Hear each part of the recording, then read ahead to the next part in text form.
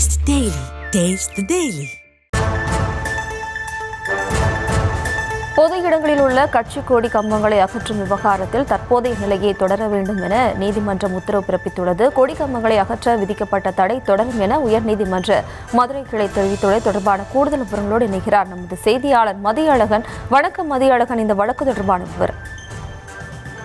தமிழகம் முழுவதும் பொது இடங்கள், மாநில தேசிய நெடுஞ்சாலைகள், உள்ளாட்சிக்கு சொந்தமான இடங்களில் அனுமதியின்றி வைக்கப்பட்டுள்ள அரசியல் கட்சிகள், சாதி மத அமைப்புகளின் கொடிகளை அகற்ற வேண்டும் என சென்னை உயர்நீதிமன்றம் மதுரை கிளையினுடைய தனி நீதிபதி உத்தரவிட்டிருந்தார். இந்த உத்தரவை எதிர்த்து தாக்கல் செய்யப்பட்ட மேல்முறையீட்டு மனுவை இரு நீதிபதிகள் அமர்வு தள்ளுபடி செய்திருந்தது. இந்த நிலையில் இந்த விவகாரத்தில் தங்கள் தரப்பு கருத்தை கேட்காமல் உத்தரவு பிறப்பிக்கப்பட்டுள்ளது. எனவே தங்கள் தரப்பு கருத்தையும் கேட்க வேண்டும் என மார்க்சிஸ்ட் கம்யூனிஸ்ட் கட்சியினுடைய பொதுச் செயலாளர் கே சண்முகம் சார்பில் ஒரு மனுவானது உயர்நீதிமன்ற மதுரை கிளையில் தாக்கல் செய்யப்பட்டிருந்தது. அந்த வழக்கை விசாரித்த இரு நீதிபதிகள் அமர்வு இந்த வழக்கில் அனைத்து தரப்பினுடைய வாதங்களையும் கேட்க வேண்டியிருக்கிறது. மேலும் இந்த வழக்கில் விரிவான விசாரணை நடத்த வேண்டியுள்ளதால் 3 நீதிபதிகள் கொண்ட அமர்வுக்கு இந்த வழக்கை மாற்ற வேண்டும் என்று பரிந்துரைக்கப்பட்டிருந்தது.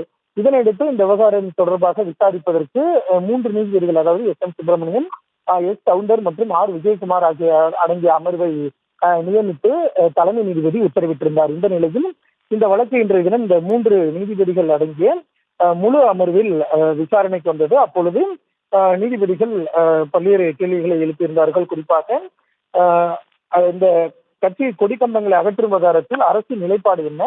சாலைகளில் போடப்பட்டுள்ள இது போன்ற கொடி மரங்கள் இடையூறு என்றால் சாலையில் நிறுவப்பட்டுள்ள சிலைகளும் இடையூறு தானே, அதை ஏன் அகற்றவில்லை என நீதிபதிகள் கேள்வி எழுப்பினார்கள். எனவே இந்த விவகாரத்தில் தமிழ்நாடு அரசு ஆங்கில நாளிதழ் மற்றும் தமிழ் நாளிதழில் முழுமையாக விளம்பரம் செய்ய வேண்டும்.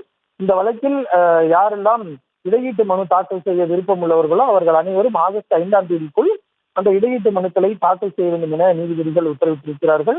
மேலும் இடையீட்டு மனுக்களை தமிழ்நாடு அரசும் தாக்கல் செய்யலாம் என்றும் நீதிபதிகள் உத்தரவிட்டிருக்கிறார்கள். அதற்கு பின்னதாக வரக்கூடிய எந்த மனுக்களும் ஏற்றுக்கொள்ளப்பட மாட்டாது எனவும் தெரிவித்திருக்கக்கூடிய நீதிபதிகள் அதுவரை கொடிக்கம்பங்கள் அகற்றும் விவகாரத்தில் தற்போதைய நிலையை தொடர வேண்டும் என உத்தரவிட்டு வழக்கை ஆகஸ்ட் 6ஆம் தேதிக்கு ஒத்திவைத்தனர். Taste the Daily.